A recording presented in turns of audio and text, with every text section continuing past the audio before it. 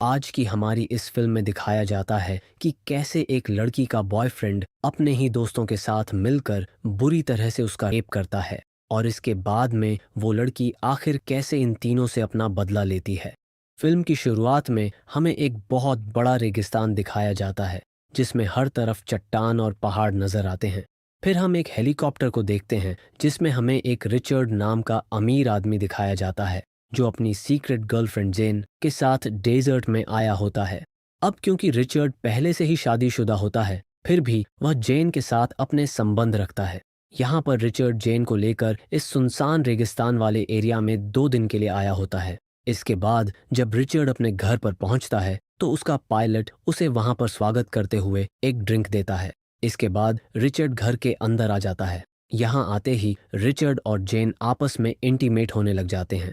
अब रात को रिचर्ड के पास उसकी वाइफ का कॉल आता है जिसे रिचर्ड के इस अफेयर के बारे में कुछ भी पता नहीं होता। अगली सुबह जेन की आंख खुलती है और वह अपने लिए कॉफ़ी बनाती है। तभी वह देखती है कि शीशे के सामने 2 आदमी खड़े हैं और इन दोनों आदमियों के हाथों में गन होती है। अब जेन इन दोनों को देखकर काफ़ी ज़्यादा डर जाती है और रिचर्ड को आवाज़ लगाने लगती है। फिर रिचर्ड वहां पर पहुंच जाता है और जेन को बताता है कि ये दोनों उसी के दोस्त हैं। इन दोनों का नाम स्टैन और दिमित्री होता है और ये दोनों रिचर्ड के साथ हंटिंग करने के लिए यहाँ पर आए होते हैं। अब यहाँ पर स्टैन जेन को अपनी गंदी निगाहों से घूरने लगता है। ये सब देखकर जेन को अच्छा नहीं लगता इसलिए वह रूम के अंदर चली जाती है। अब अगले दिन जेन छोटे कपड़ों में बाहर आती है और रिचर्ड को किस करने लगती है। जेन की हॉट बॉडी को देखकर दिमित्री और स्टैन का भी दिल जेन पर आ जाता है। अब रात होती है और ये सभी आपस में बैठकर ड्रिंक करने लगते हैं। यहाँ पर स्टैन जेन के साथ फ्लर्ट करने लग जाता है और दिमित्री अपनी दूरबीन लेकर जेन के बॉडी पार्ट्स को घूरने लगता है। तभी जेन की नज़र रिचर्ड के हाथ में मौजूद उस ड्रग पर पड़ती है। इस पर जेन रिचर्ड से पूछती है कि आखिर यह क्या है। इसके बाद रिचर्ड उन लोगों को इस ड्रग के बारे में बताने लगता है। वह बताता है कि यह ड्रग काफ़ी ज़्यादा खतरनाक है क्योंकि एक बार एक आदमी ने इसका इस्तेमाल किया था और इसके बाद वह इसके नशे में इतना खो गया कि उसने अपनी ही टांग काट कर खा ली और इसके चलते उसके शरीर का सारा खून निकल गया था जिससे उसकी मौत हो गई। इसके बाद रिचर्ड ये ड्रग जेन को देता है। जेन उस ड्रग को अपने लॉकेट में छुपा लेती है। फिर जेन म्यूजिक को शुरू कर देती है और दिमित्री को अपने साथ डांस करने के लिए कहती है, लेकिन दिमित्री उसके साथ डांस करने से मना कर देता है इसलिए वह स्टैन के साथ डांस करने लग जाती है। अब यहाँ पर थोड़ी देर डांस करने के बाद ये लोग सोने के लिए अपने अपने रूम में चले जाते हैं। अगली सुबह जब जेन की आंख खुलती है तो उसे रिचर्ड कहीं पर भी दिखाई नहीं देता। जेन स्टैन से रिचर्ड के बारे में पूछती है जिस पर स्टैन उससे कहता है कि वह बाहर कहीं गया हुआ है और शायद दोपहर तक वापस आ जाएगा। और अभी दिमित्री भी काफ़ी ज़्यादा नशे में है इसलिए इस समय घर में सिर्फ हम दोनों ही अकेले हैं। अब स्टैन यह बात बोलकर उसे अपनी हवस भरी निगाहों से घूरने लगता है। यह देखकर जेन को अच्छा नहीं लगता इसलिए वह वहां से उठकर घर के अंदर चली जाती है। अब जब जेन अपने कपड़े बदल रही होती है तो स्टैन चुपके से उसे कपड़े बदलते हुए देखने लगता है। इसके बाद जेन उसे देख लेती है और वह काफ़ी ज़्यादा डर जाती है। इसके बाद स्टैन जेन के पास जाता है और उससे कहता है कि तुम मेरे बारे में क्या सोचती हो। जेन उससे कहती है कि तुम मेरे टाइप के नहीं हो, लेकिन स्टैन कहता है कि कल रात तुमने मेरे साथ डांस किया इसलिए मुझे लगा कि शायद तुम मुझे पसंद करती हो। जेन उसे बताती है कि मैंने तुम्हारे साथ ऐसे ही डांस किया था और मैं तुम्हें पसंद नहीं करती। अब स्टैन जेन की यह बात सुनकर गुस्सा हो जाता है और उसके साथ ज़बरदस्ती करने लगता है और उसे गलत तरीके से छूने लगता है। इतने में ही यहाँ पर दिमित्री पहुंच जाता है और वह स्टैन को जेन के साथ ये सब करते हुए देख लेता है। जेन को लगता है कि शायद दिमित्री उसे बचाएगा, लेकिन वह बिना कुछ बोले दरवाज़ा बंद करके वहां से चला जाता है। इसके बाद स्टैन जेन के साथ रेप करने लगता है जिससे उसकी चीखें बाहर तक आ रही होती हैं, लेकिन दिमित्री इसे इग्नोर करके टीवी की आवाज़ फुल कर देता है। इसके बाद हमें रिचर्ड को वापस आते हुए दिखाया जाता है और वह घर आकर देखता है कि जेन रो रही होती है। अब जेन रिचर्ड को सारी बात बताती है जिसके बाद रिचर्ड उन दोनों से झगड़ा करने लगता है और उन्हें काफ़ी डांटता है। थोड़ी देर बाद रिचर्ड जेन के पास आता है और उसे शांत करता है, लेकिन जेन उससे कहती है कि तुम तुरंत हेलीकॉप्टर बुलाओ, मुझे यहाँ से जाना है।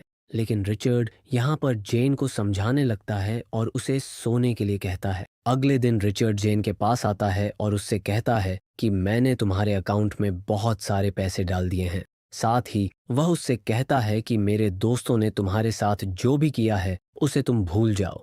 ये बात सुनकर जेन को गुस्सा आ जाता है और वह उसे तुरंत हेलीकॉप्टर बुलाने के लिए कहती है। इसके बाद रिचर्ड जेन से कहता है कि तुम हो ही इतनी खूबसूरत कि तुम्हें देखकर कोई भी मर्द अपने आप को रोक नहीं पाएगा।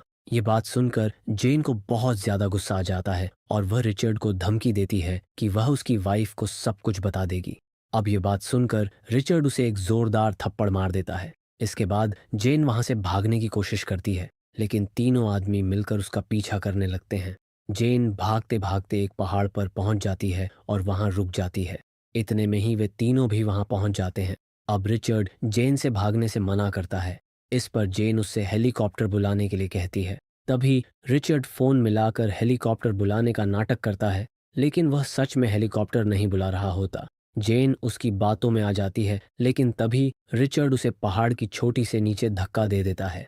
जेन नीचे जाकर एक नुकीली लकड़ी पर गिरती है जो उसकी बॉडी के आर पार हो जाती है। यह देखकर तीनों को लगता है कि अब जेन मर चुकी है। इसके बाद स्टैन रिचर्ड से पूछता है कि उसने ऐसा क्यों किया, जिस पर रिचर्ड कहता है कि अगर वह यहाँ से भाग जाती तो हम तीनों जेल जा सकते थे, इसलिए उसे मारना जरूरी था। साथ ही वह अपने दोस्तों से कहता है कि इस बात को भूल जाओ। इसके बाद ये तीनों घर लौट आते हैं और जेन की सारी चीज़ों को जलाने लगते हैं ताकि उसके यहाँ होने के सभी सबूत मिटा दिए जाएं। दूसरी तरफ हमें दिखाया जाता है कि जेन अभी भी जिंदा होती है। अगले दिन ये तीनों जेन की बॉडी को पूरी तरह से खत्म करने के लिए जाने वाले होते हैं, लेकिन उन्हें यह नहीं पता होता कि जेन अभी भी जिंदा है। दूसरी तरफ जब जेन को होश आता है तो वह पाती है कि वह एक पेड़ में टंगी हुई है और उस पेड़ की एक लकड़ी उसकी बॉडी के आर पार निकली हुई है। इसके बाद जेन अपने ईयरफोन की मदद से लाइटर को उठाने की कोशिश करती है, जिसके बाद वह अपने लाइटर से उस पेड़ की जड़ में आग लगा देती है। आग लगने की वजह से पेड़ की टहनी जल जाती है और जेन नीचे गिर जाती है। तभी जेन को गाड़ियों की आवाज सुनाई देती है, जिससे वह उनसे बचने के लिए रेंगते हुए एक चट्टान के पीछे जाकर छुप जाती है। अब जब रिचर्ड, स्टैन और दिमित्री उस जगह पर पहुंचते हैं तो वे देखते हैं कि वहां जेन की बॉडी नहीं है। ये देखकर तीनों काफी हैरान हो जाते हैं और समझ जाते हैं कि जेन अभी भी जिंदा है। इसके बाद ये तीनों मिलकर जेन को ढूंढने लगते हैं। जेन को ढूंढते ढूंढते काफी रात हो जाती है और फिर इन्हें उसके खून के निशान दिखाई देते हैं। ये तीनों उन निशानों का पीछा करते हुए एक नदी तक पहुंच जाते हैं। इसके बाद वहां पहुंचकर ये तीनों अलग अलग होकर जेन को ढूंढने लगते हैं। दूसरी तरफ दिमित्री जेन को ढूंढते ढूंढते एक जगह पर हल्का होने के लिए रुक जाता है और अपनी गन वहीं रख देता है। तभी वहां जेन पहुंच जाती है और उसकी गन उठाकर उस पर निशाना साधती है। जेन उसे शूट करने ही वाली होती है, लेकिन गन लॉक होती है। इसके बाद दिमित्री उसे गन छीन लेता है और उसे पानी में डुबाकर मारने की कोशिश करता है, लेकिन इसी दौरान जेन के हाथ में दिमित्री का चाकू आ जाता है और वह उस चाकू से उस पर हमला कर देती है। दिमित्री जोर जोर से चिल्लाने लगता है और वहीं उसकी मौत हो जाती है। इसके बाद जेन उसकी आंख से चाकू निकालती है और उसे अपने पास रख लेती है। बाद में जेन उसकी गन, उसकी बाइक और बाकी का सामान लेकर वहां से निकल जाती है और एक गुफा में पहुंचती है। यहाँ पहुंचकर जेन पहले आग जलाती है और फिर दिमित्री के बैग को चेक करने लगती है। उसे बैग में एक बियर कैन मिलती है जिसे वह पीने लगती है।